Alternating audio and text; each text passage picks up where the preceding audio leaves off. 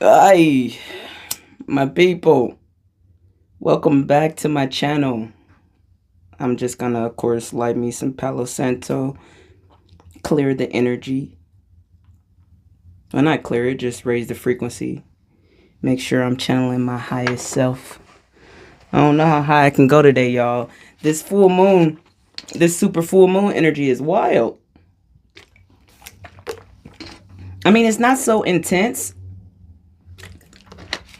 but it's there. It's like a light PMS. Guys, I'm sorry y'all won't know what that feel like, but y'all have experienced it if you have ever had a significant other that was female. This is a light one where she might be snappy every now and then. You still know to keep your distance. Okay, so this is what this full moon feel like.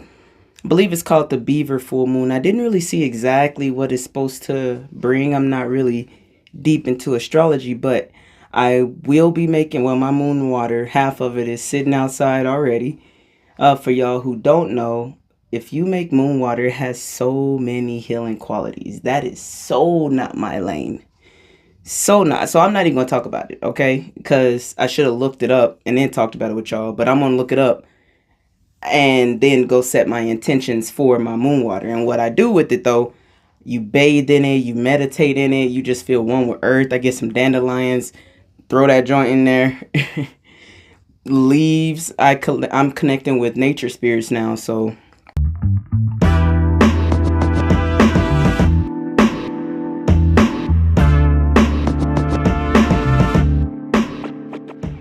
hmm. Okay, I had one person ask me, well, no, I think I saw something online and it was talking about an ego death, but it used some choice words that uh I wouldn't have used to describe it because they were saying that it's like unaliving. I'm not even gonna repeat ourselves. I'm not even gonna repeat it. But I'm gonna try to under this energy. It's real chill. I'm usually way more like, but let's see how it comes out. I'm gonna stop judging the energy and just flow with it. But I'm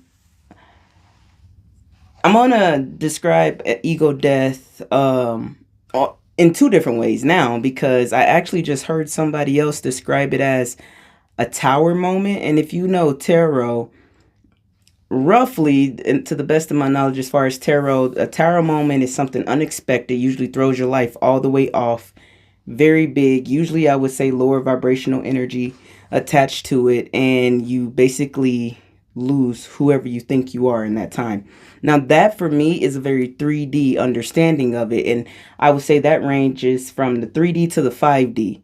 Okay, because when you have an ego death at the fifth dimension, I guess this is the first ego death I had, which it has nothing to do with 3D life at all. It doesn't have to do with, oh, like for instance, an example of a human tower moment would be, all right, trigger warning, my ex-fiance unalived himself while I was home. So, maybe that was a little too intense, but hey, you on my channel, you got to get to know me.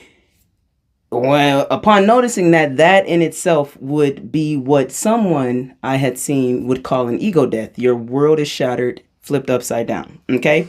Now, that's not what I understood an ego death to be from my first experience because I hadn't faced anything like, well, yeah, I had faced my mom's passing as well, which would feel like what this person is describing as an ego death. My first ego death was in college. And the best way I could describe an ego death is you cease to be who you think you are. Okay? When I experienced this, I was literally an orb. Like an orb flying along. And yeah, I had done marijuana, but this was what the gates were open. If y'all look at my other channel, not other channel, my other video on marijuana, the gateway herb, you will get a better understanding of what marijuana does. It's very similar to peyote, like the natives used. Now, as an orb, I forgot I was Kamiya. There was no Kamiya. There was I don't even know if it was air. It was just existence. You get what I'm saying? And it felt like heaven. I remember, and if you find my friend whose party I was at, they would tell you I kept saying, I know what heaven feels like. I know what heaven feels like, because you cease to be who you think you are, and then you're someone else, and you're something else, not even someone else. You're just it. And when I came to, I didn't remember words really. It was just like, mom. I remember saying, mom, I know mom is important. You get what I'm saying? Or something like that. And then, you get your bearings back, and it was like, what was that? And so I had to Google, and I was like floating like a bubble and feeling like I was consciousness or something. Consciousness wasn't a word then, but I think I learned it in that moment. But somebody had said I experienced an ego death, and this was my experience. Me and that person had experienced the exact same thing. And that's when I realized, oh my goodness, there's something more to this world. Now, granted, I'm not going to say I wasn't freaked out. It was my first time ever doing that, which I would say is very similar to astral projecting, but you don't have a body. It's not like you're human. You're like, you don't even know what you are. You're probably like just your soul being without having an identity. You're just what you are, which is energy, which is everything, and in that moment I was a bubble, the best way I can describe it, just an orb of light. And because I remember not having no legs or nothing, not caring that I didn't either. I was just consciousness. And I gave myself a shape or something, but just to move along. But it was mainly in first person point of view. So anyways, that was my experience of what an ego death is. It's literally, honestly, it's where you reach when you fully meditate. Every time you meditate, you are facing what I would consider an ego death, which is when your human self is shut off and your consciousness is aware that you are back to being your consciousness. It could be very traumatic and very scary, because when you go to dimensions that you've never gone to before, you also face vibrations you've never faced before and felt. So they feel a little intense and this, that, and the other. And so you're like, where am I? What am I doing? And you don't know if you can get back to your body, or if there is a body to get back to. You're kind of lost. And so your consciousness, your human is, your ego is still trying to be alive, if that makes sense. And your soul is trying to tell your ego, relax. This is who you are. Relax. We're all good here. Okay, so that's what an ego death is. It's I say it's one step closer to heaven on earth. And then when you can do an ego death all the time without fear, purposefully, then you've made it somewhere. Okay, well, I wouldn't say go do an ego death like and say, oh, just to go do nothing.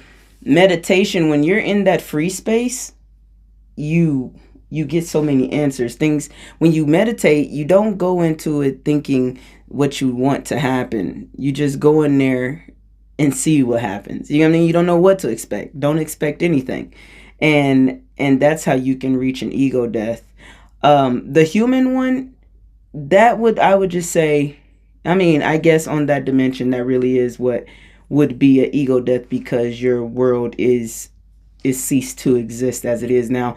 When my fiance did what he did, I pretty much almost faced the highest ego death at that moment too, because I went outside of myself, at least for a second, but not long enough to enjoy the ego death, So that would be it on ego death. Sorry guys, oh my goodness, this energy, this full moon is